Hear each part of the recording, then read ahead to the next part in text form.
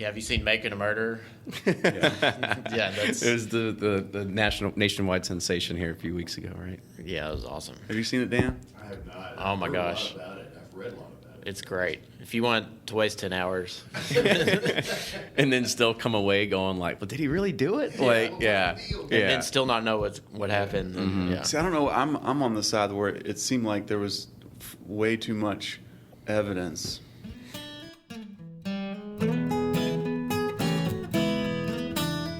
This podcast of the Bourbon Pursuit is sponsored by the folks at thewhiskeywash.com, a lifestyle website for people who always make sure they have whiskey in their life. Not because it gives them style, but because it gives them life. Thewhiskeywash.com. And we're back with another episode of the Bourbon Pursuit podcast. My name is Kenny, and we're here at Maker's Mark at their corporate headquarters today, and I've got Ryan. Ryan, how's it going? Good, man. Excited to be here. Like we talked about with Greg Davis, Makers is one of those, your first, nice bourbon that you ever have. And it's like, in college you see the Makers and you're like, oh, my gosh, I need that. Got to get some of that, Yeah, right? so I'm excited to talk to Rob and hear more about the story behind it. Absolutely. So before we kick it off, let's talk about some of the numbers that came in. So the 2015 tourism for bourbon is finally kind of came in, and the numbers are staggering. There was almost 1 million visitors that came and did the Bourbon Trail in 2015.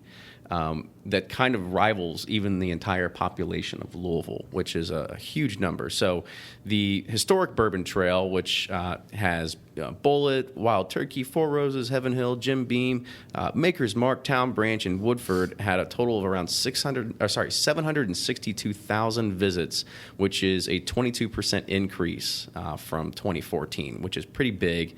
And then you got the craft tour, which experienced around 134,000 visits, which is a few other ones you may or may not heard of. You can find them out there. Barrel House, Corsair, Limestone Branch, MB Roland, New Riff, Willett, Wilderness Trail, and Old Pogue. And then, of course, Buffalo Trace isn't part of the KDA, and they've got their own numbers, which is around 145,000. And that's about an 18% increase over last year. That's insane, and I think it's just the beginning. I think it's going to keep growing and growing as soon as some of these distilleries downtown get finished and Louisville becomes more of a focal point. I think it's just going to get more and more.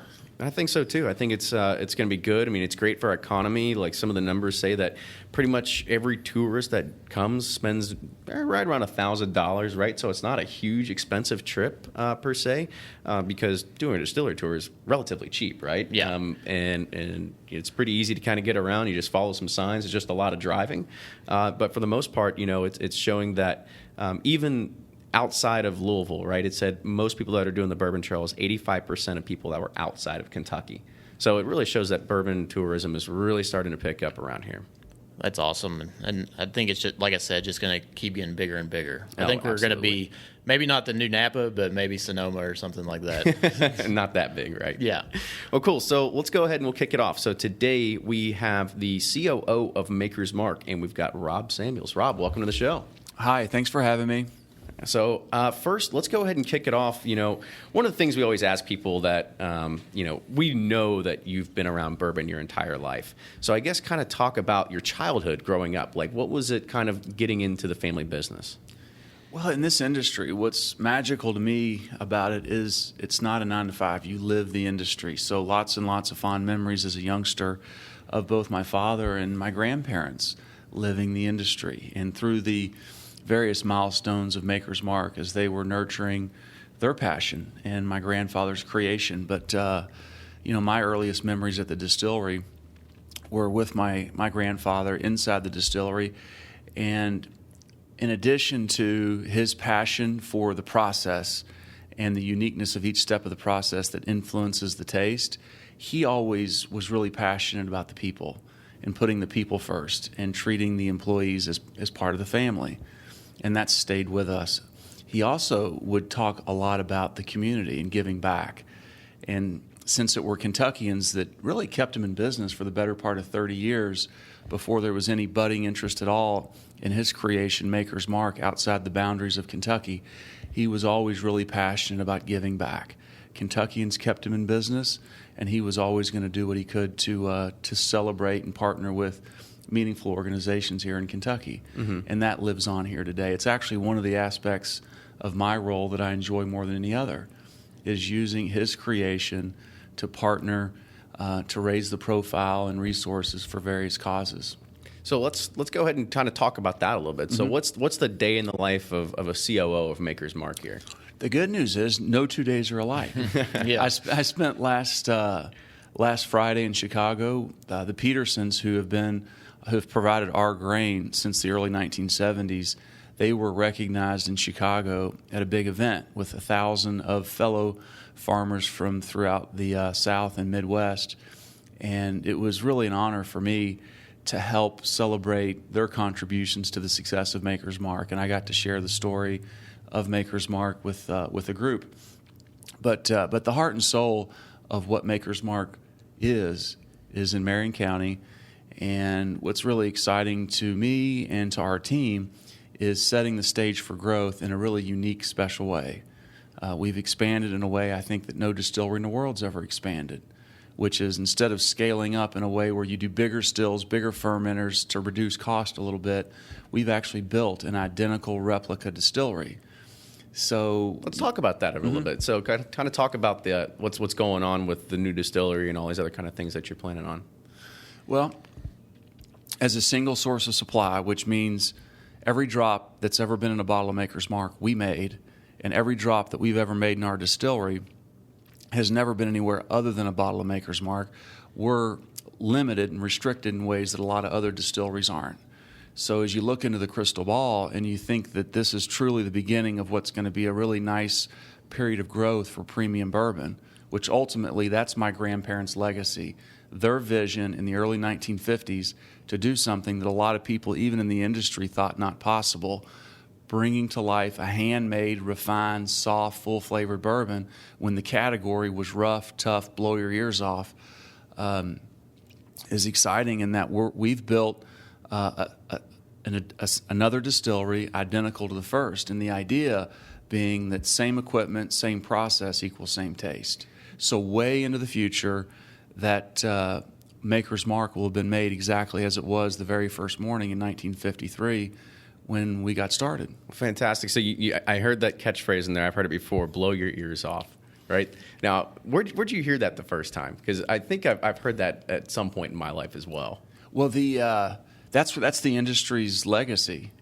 And, when our family got started in the early 1800s, it's hard to imagine today, but the category of American whiskey and bourbon was in a very, very different place. It was all about commodity. It was test of manhood.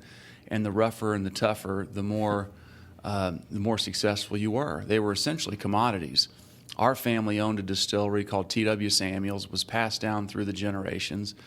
I'll admit that whiskey was probably a little worse than most of the others. And thankfully, my grandparents had the courage to break from tradition and to go chase their dream. I think in a lot of ways it would have been a hell of a lot easier for them just to go do what everybody in the industry expected them to do, which was to uphold the family name and make the family whiskey. But we all know when we really love and enjoy what we're a part of, we're always more successful. And he didn't start with a commercial ambition. I mean, to him, after he purchased 650 acres in Marion County, Kentucky, broke down each and every step of the process, he approached everything not as a businessman or as a commercial person, but as a craftsman. And he cash flowed everything himself. He got started, and each step of the process is unique and different to any distillery in the world with a very specific taste profile in mind. Just this idea of day after day, week after week, month after month, expenses, overhead with no revenue. Mm-hmm. I mean, he ran the business, the operation, for almost 7 years before he sold the first case, which was actually sold to Keeneland.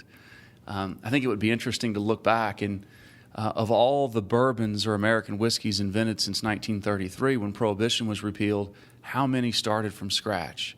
How many didn't borrow whiskey to get started? And to him, this was truly a commitment to his craft, his vision, and what winning looked like was really no more complicated than could he produce a handmade bourbon that he would be proud of. Proud to share with his friends, many of whom were the other distillers, At that time, he was actually living on Whiskey Row in Bardstown, so he was surrounded by the other titans of the industry. And he thought maybe one day in the nicest restaurants in the South, there would be a little bit of interest. Oh, that's interesting. So it was funny that you said the first case was sold to Keeneland. You guys have a pretty good relationship with Keeneland, right? I mean, like every few years is a Keeneland commemorative bottle. I mean, is that the kind of tie of why you guys always have some sort of affinity with always dealing with Keeneland? It's deeper than that. They were our first customer, and it was that community, the Thoroughbred racing community, that in the very beginning embraced Maker's Mark. Were it not for Central Kentucky and the bankers here in Louisville, Maker's Mark never would have survived. I mean, you imagine there were 7 years of him operating with no sales, and then it was an additional 25 years before there was any indication of interest beyond Kentucky. And the depth of the relationship with Keeneland, there's shared values. Mm-hmm. Keeneland, they're not a nonprofit, but they operate as if they were, and they love giving back, and they want to step up and be a pillar in the community. And to date, Maker's Mark and Keeneland together, we've been able to raise and donate north of $8.5 million to various causes in Kentucky. Oh, that's fantastic. So it's very much reminding of like a starving artist, right? Of being a Picasso or being a Mozart, and then really it doesn't really matter until you're dead and gone, right? Like that's almost kind of the kind of symbolic I thing. can tell you, it was 1992, just as I was heading off to university, and my grandfather invited me to lunch together, and we went and had lunch at the Pendennis Club in Louisville.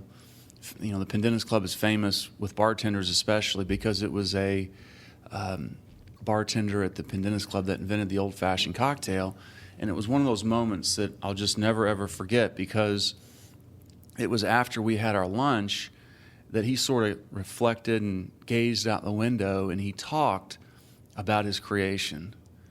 And in anything, when your timing's good and you have a line of customers around the block, it's easy to stay true to who you are. And, you know, he was really proud that he never wavered from his vision when he didn't have any customers, mm-hmm. because the market was just in a very, very different place. And he talked about that. I mean, there was a lot of well-intended pressure put on him to go conform to where the market was, which was bottom shelf commodity whiskey. And he never wavered from that, and he was really proud. Thankfully, he did get to see budding success and interest amongst top bartenders in New York and New Orleans and some of the great cities in America before he passed. What I'm proud of is you know, we've set the stage to manage growth in a way moving forward that really keeps all of his vision intact and preserves the magic of what the Wall Street Journal said is purposeful inefficiency. Mm-hmm. You know, we had no growth for 30 years, but for the last 30 years, we've sold every drop we've made. And the bourbon today inside the distillery is made exactly as it was the very first morning when he started. And I don't know that any other distillery in the world that's had a sustained period of growth like we have can say that. Every label's still printed and hand-torn. We still rotate every single barrel through the maturation process. I think we're the only distillery in the world that rotates barrels. And we still have by far and away the slowest, most inefficient bottling line, I have to imagine, hand-dipping every single bottle. Right. So where do you see, like, obviously bourbon's exploding right now. Where do you guys see the future and how Makers is going to be a part of that now? Do you see a growth here, abroad? I see growth everywhere. I mean, premium bourbon is driving all the growth, but total volume of bourbon today is still only 70% of what it was 50 years ago in this country. So I think there's huge growth potential here in the boundaries of the U.S. and North America, and boundless growth outside the U.S. What you have with good bourbon is you don't get any other category of spirit, in my opinion.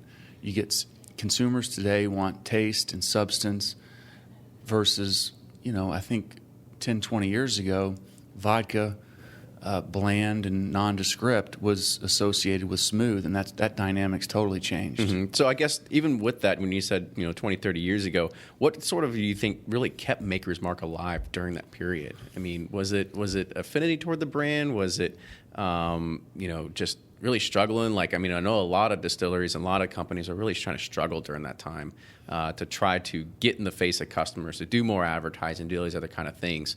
I mean, was it just a natural progression of now where we are today and just by sheer luck that you're one of those premier brands that are out there? Well, we had about a 30-year head start before the next big distillery attempted to make a premium position product.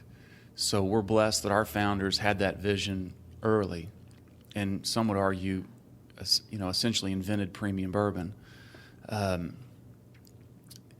And we had a long, bumpy road for the better part of 25 years, and both my grandfather and my father were deeply committed to who Makers was and is, and made the tough choices and had the discipline to stay true and wait for the mountain to come to Muhammad. And that, even carried over to how they were connecting with customers. From the outset, they knew who they were, and the goal was never to be the biggest. His philosophy, my grandfather, was to treat each customer like a friend.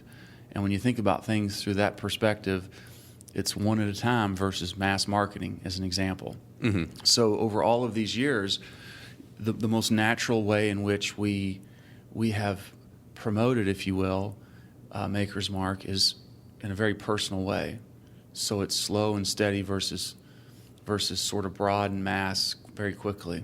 Kind of like I-65 traffic, You all have some of the best advertising, that I've seen in the industry. What are some of your favorite ads that you all have had throughout the years? Well, what's interesting is we take what we do at the distillery very seriously. At the end of the day, that's the heart and soul, and that's what defines Maker's Mark. The advertising we don't take anywhere near as seriously. The purpose of the advertising is just to get a smile from our customers. We've worked with the same agency for 45 years. I think it's the longest brand agency of any product, well beyond spirits, with an agency. We've worked together for 45 years, and there's a lot of really, really good ones. I'm waiting to see the blue wax over the Louisville skyline. Yeah, right? instead of the red. Yeah. Well, there was one that got people smiling here a number of years ago. That was a neck of red wax with a tuxedo bottle and said Kentucky Redneck. Yeah, that was a good one. This is a family business, right? And your father had a great lineage, until now. He's what, the chairman? What's his? He's chairman emeritus. His Okay. vision for retirement. He stepped back 6 years ago, Yeah. but his vision for retirement's different than most, and he's so valuable that we begged him not to run off to complete retirement. So we keep him engaged in different things. He's at the distillery hosting special tours. We pick his brain on all the big things that we do. Right. And so I guess, what was some of the best advice your father gave you when you were coming into the family business? God, there's so much. I've always admired his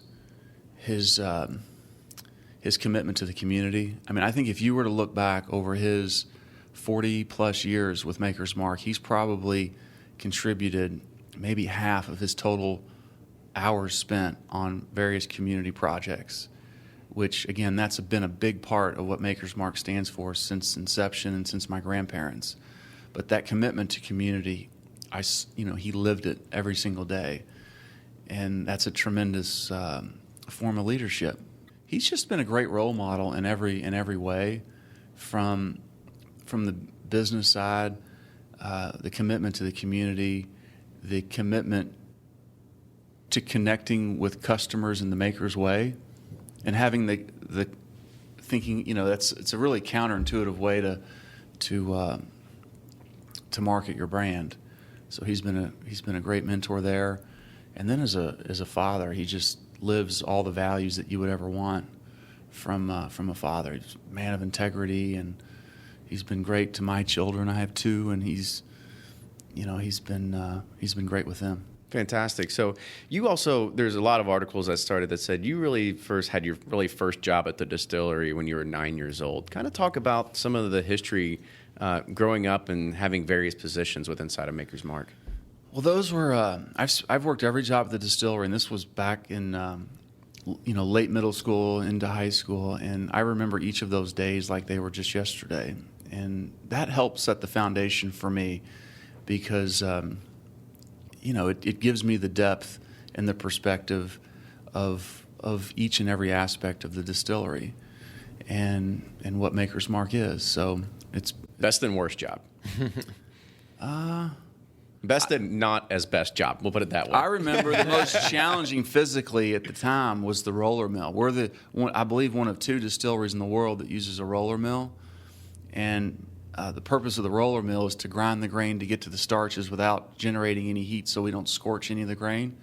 So it's slow and it's inefficient, but it allows us to get to the starches without scorching any of the grain. And that job requires climbing flights of steps, 4 stories up and down all day long. So that was physically a challenge, but I really enjoyed working the still. I've always marveled at the tasting panel. That's at the heart of probably the most important responsibility that we all have at the distillery is tasting panel is managing consistency of taste over time.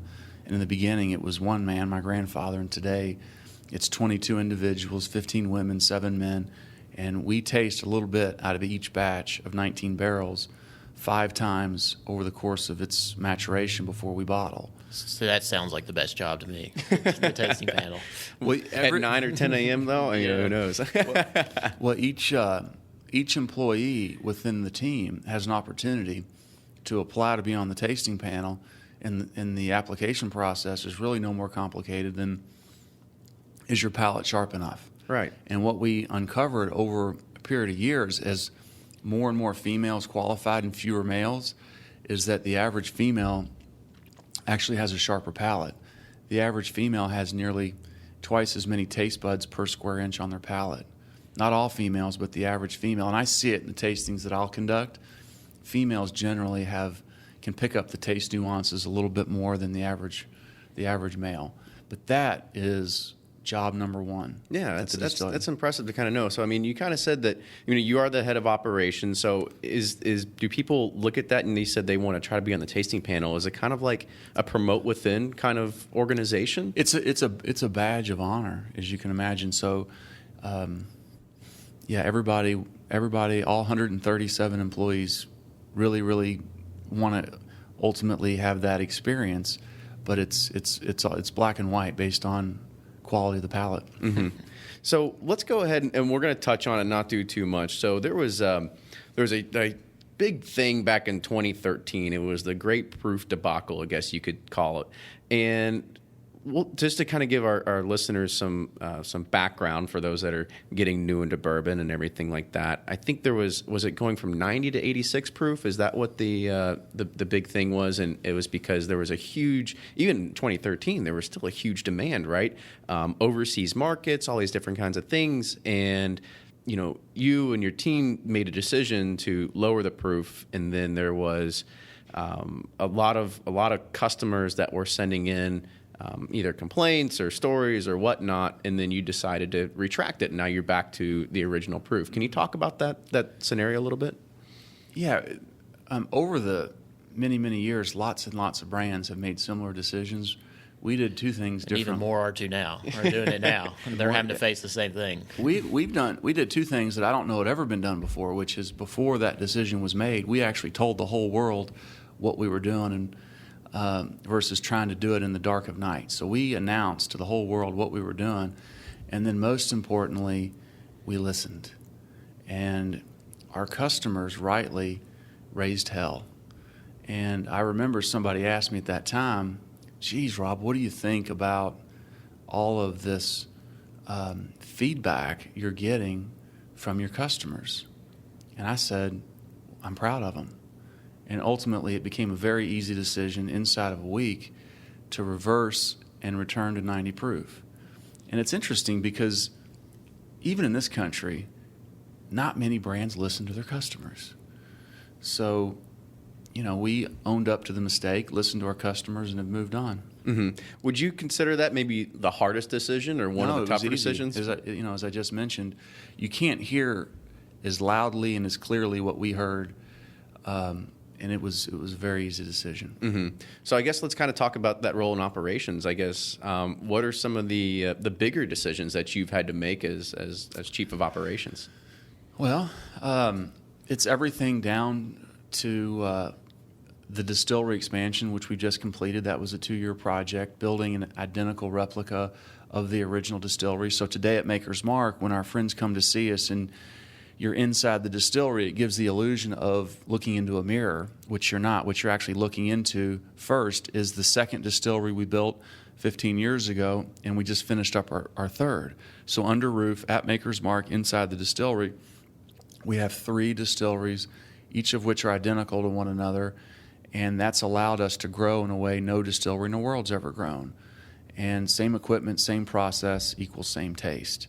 So that's a project we've been working on. We actually built the first roads in Marion County, Kentucky in 35 years.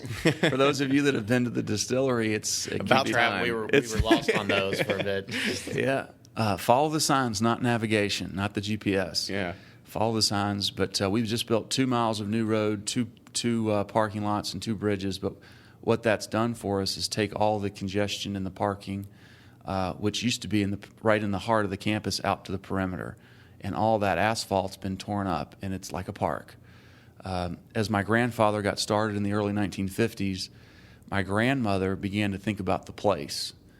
Not to offend engineers, but most distilleries are constructed and designed by engineers who focus exclusively on functionality. Thankfully, she had the vision to think of the place as the soul of the handmade bourbon that her husband had set out to create. And this is before any distillery in Kentucky had ever hosted a visitor. She thought, what more compelling way to connect with friends than to swing open your doors and let them visit, just like when you invite guests over to your home. That's a very personal way to connect with friends. So even from the beginning, she had this idea of hosting friends. And that's why at Makers, you get to walk right through the heart of each and every step of the process, whereas at a lot of other distilleries, you sort of have to, they take you around the edge of the action because it's not safe to walk through the heart. And the vision for the campus was to recreate a Victorian village. And it was a really special moment for us as a family and a team when September 2 years ago, she became the first female ever from a distillery to be inducted into the Bourbon Hall of Fame. She, to my knowledge, is the only female ever to name a Kentucky bourbon, and she created the Maker's Mark name and bottle design, which some would say is maybe the most iconic whiskey or bottle design. Can't argue that one.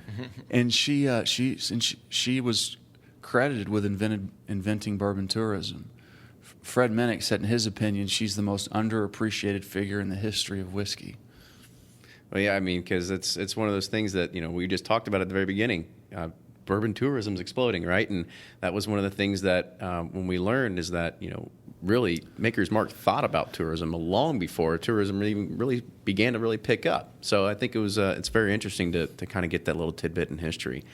We're reaching the top of the 30-minute mark. Let's talk about some life outside of bourbon just real quick. So what other kind of hobbies do you have? I love to steal an hour on the treadmill. Or run. I'm not a very good runner. I'm nice and slow and steady, but I love to kind of like your bourbon, right? I love my time just to burn off the stress or the pressure on the treadmill. And I have 2 kids, so that's all consuming on weekends and everything else. So love just seeing them chase their dreams and find their passions. You think they're going to go into the family business as well? You know what? They're both intrigued by it, and I think they're proud, and they have a sense of appreciation for the magic of Maker's Mark, and they've spent time with me and on site at the distillery, and they're intrigued by all the uniqueness of the various elements of Maker's Mark. But we'll see. Like any parent, you just want them to chase their dream and find something that they're really passionate about. Well, if this podcast is still going, maybe we'll get them in 10 or 20 years, right? That's right. Our kids will be hosting. Yeah, right. So, Rob, just want to say thank you again for coming on the show today. This was fantastic. Loved the insight into Maker's Mark, the history, the brand, your position. This was just it's a fantastic. Thanks for your time. Enjoyed meeting you, gentlemen. Come see us at the distillery. Yeah, thanks again. Like I said, Makers is one of the first premium bourbons you drink when you make your progression through, this whole bourbon chase that we go through. And so I appreciate your time, and that was great. I loved hearing the story and all the history, and excited to see Makers grow, and let's just keep this thing going. Absolutely. So if you like what you hear, make sure you subscribe to us on iTunes. You can find us by just typing in the word Bourbon Pursuit, but odds are you're probably already listening to it, so you already found it. If you want to, you can follow us on Instagram and Twitter at Bourbon Pursuit. You can also like us on Facebook. Yep, and if you have any suggestions or people you want to hear on the podcast, we listen to our customers as well. So definitely let us know, and we'll see you next time.